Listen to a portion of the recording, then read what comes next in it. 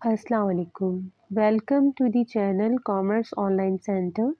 और according to time table ये हमारा अकाउंटिंग सेकेंड ईयर का लेक्चर है, जो कि आपको लास्ट टाइम पहले बताया था कि अकाउंट्स में कुछ टॉपिक जो है वो सिमिलर है। तो ये टॉपिक जो है वो बीकॉम पार्ट वन में भी है, और सेकेंड ईयर कॉमर्स में जो है वो फर्स्ट टॉपिक है अकाउंट्स के अंदर। अब हम ये डिस्कस करेंगे। देखिए, सबसे पहले हमारे पास है अकाउंटिंग ट्रीटमेंट, हमारे पास दिया हुआ है।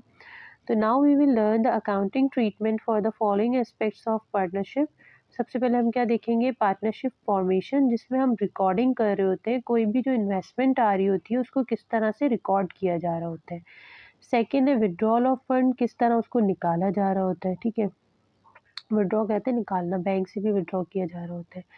फिर आपके पास जो है वो है थर्ड, आपके पास है distribution of profit and loss. जब देखिए एक बिजनेस स्टार्ट होता है या कोई भी चीज़ आप स्टार्ट करते हैं तो एक पीरियड तक जो है वो वेट करते हैं, उसके बाद फिर प्रॉफिट होता है, तो उसकी डिस्ट्रीब्यूशन या फिर लॉस भी हो सकता है। ज़ाहिर है business is a risk, may be profit और लॉस।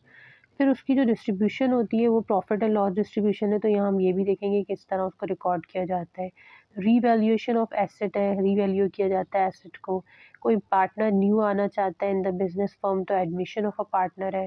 वैसे ये तमाम टॉपिक्स तो नहीं है इसमें, क्योंकि बीकॉम के टॉपिक्स हैं। हम सिर्फ और सिर्फ फॉर्मेशन देखेंगे, पार्टनरशिप, प्रॉफिट डिस्ट्रीब्यूशन देखेंगे सेकेंड ईयर में, और admission of a partner, retirement of a partner, retire होना चाहता है तो उसका क्या प्रोसीजर होगा।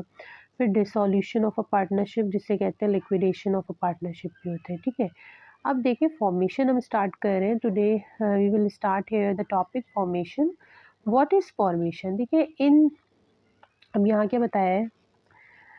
सबसे पहले आपको दिया हुआ है, सबसे क्या बता रहे हैं, in this section of partnership accounting we will learn the recording of initial investment made by each partner in the partnership. The asset brought into the partnership by the partners should be valued at an amount agreed to all to by all the partners. It is necessary to take the assets in the business partnership book at the agreed price. देखिए, सबसे पहले क्या है, यही बताया जा रहा है कि ये एक फॉर्मेशन है, मतलब किस तरीके से तमाम पार्टनर्स की रजामंदी के बाद आप जो है वो एग्रीड वैल्यू जो सारे पार्टनर्स करेंगे, हाँ भाई तुम इतने पैसे लेके आओ, तुम इतने पैसे लेके आओ, और उसको बिजनेस में जो है वो फॉर्म किया जाए। तो इस पूरे प्रोसेस को जो है वो फॉर्मेशन कहा जाता है।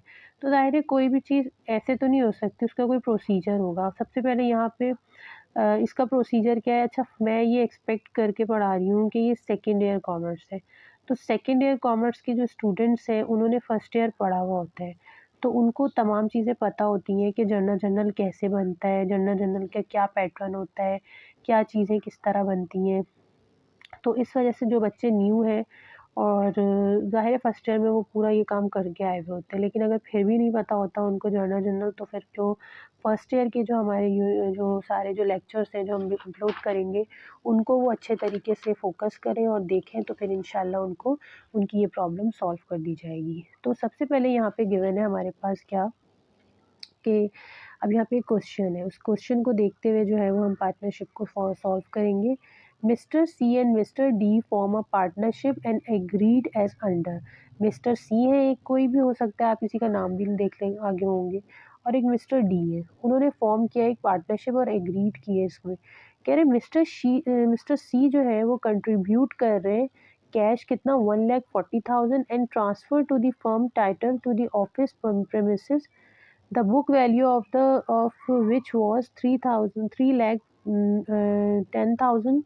They mutually agreed to the value of office premises to the 5 lakh. ठीक है, ये तो मिस्टर सी की हो गए। अब देखते हैं हम किस तरह इनकी डिस्ट्रीब्यूशन। फिर कह रहे हैं मिस्टर डी जो है वो कंट्रीब्यूट कर रहे हैं cash 3,50,000 and hand over office equipment, अपना ऑफिस इक्विपमेंट है वो भी हैंड ओवर कर रहे हैं, जो कि इसकी वर्थ क्या है, 16,000 है। ये तो इन्होंने इनका डेटा दे दिया। अब क्या है आपके पास, देखिए डेटा हमारे पास जो गिवन है वो हमें बता रहे हैं अब क्या करना है। कह रहे हैं मिस्टर सी, तो अब देखिए यहाँ पे हमारे पास मौजूद है, अब हमें बनाना क्या है, रिक्वायरमेंट क्या है, हमें रिक्वायरमेंट पढ़नी होती है सबसे पहले अकाउंटिंग में कि हमें चाहिए क्या। तो क्या कह रहे हैं, give entries in journal of the new firm to record investment made by each partner. आपको जर्नल बनाना है और जर्नल में आपको रिकॉर्ड करना है जो पार्टनर्स इन्वेस्टमेंट कर रहे हैं और हर एक पार्टनर का, ठीक है? तो देखिए जर्नल वही बताया आपको कि जर्नल का जो तरीका होता है वो बनाने का जो होता है वो इस तरह बनाया जाता है। सॉल्यूशन आप लिखेंगे, सबसे पहले एक डेट का आपको कॉलम डालना होगा, एक पर्टिकुलर का कॉलम होता है, एक पीआर होता है, पोस्टिंग रेफरेंस जिसे कहा जाता है, एक डेबिट का पोर्शन होगा और एक क्रेडिट का पोर्शन होगा। ऊपर जो है वो इधर इस तरह से फॉर्म नहीं दी, लेकिन हम इंशाल्लाह जब फर्स्ट ईयर में आपको पूरा कंप्लीट सिखाएँगे, तो आपको बताएँगे कि किस तरह जर्नल बनता है। सिर्फ़ यहाँ पे इस तरह नहीं होता, पहले जो है वो कंपनी जो भी नाम होता है उसका पार्टनर का डाला जाता है, जैसे यहाँ था सी एंड डी पार्टनर्स होंगे ना तो पार्टनरशिप, उसके बाद जर्नल फिर हम लिखते हैं फॉर द पीरियड एंडेड, या अभी तो ये पीरियड गिवन ही नहीं था, जनवरी से एंड हो रहा है, फ़ेब से एंड हो रहा है, वो फर्स्ट ईयर में इंशाल्लाह कंप्लीट आपको समझाया जाएगा। तो इस वक़्त हम सेकंड ईयर के स्टूडेंट्स को एज़्यूम करके उनका लेक्चर तैयार कर रहे हैं, तो उनको ये तमाम चीज़ें पता होती हैं। तो जो बिल्कुल न्यू है वो इंशाल्लाह हम जब स्टार्ट करेंगे फर्स्ट ईयर की जो बेस अभी स्टार्ट हुई हुई है, तो वो वहाँ से सीख सकते हैं। तो सबसे पहले हमारे पास देखें मिस्टर सी जो है वो कैश लेके आए थे 1,40,000।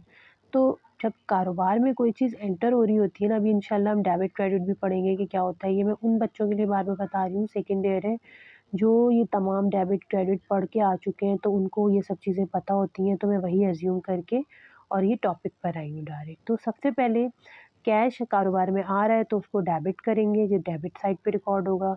ऑफ़िस प्रीमिसेस जो है वो आपके पास इन्होंने बता दिया था कि वो ट्रांसफ़र कर रहे हैं, फर्म का टाइटल उसका नाम है, ऑफ़िस प्रीमिसेस दे रहे हैं और जो उसकी बुक वैल्यू जो है ना, वो वैसी जो बुक वैल्यू वो होती है जो आपकी बैलेंस शीट में गिवन होती है, वो है 3,50,000। लेकिन ये दोनों जो है वो एग्रीड हुए कितने के 5 लाख में, तो जो एग्रीड वैल्यू होती है वही आती है। लास्ट टाइम आपको फॉर्मेशन की डेफिनिशन में भी बताया दिया था। तो ऑफ़िस प्रीमिसेस जो है वो टाइटल होगा, जो चीज़ वो लेके आए हैं वो 5 लाख का होगा। तो मिस्टर सी की जो टोटल इन्वेस्टमेंट होगी वो 6,40,000 होगी और जो नीचे ये ब्रैकेट में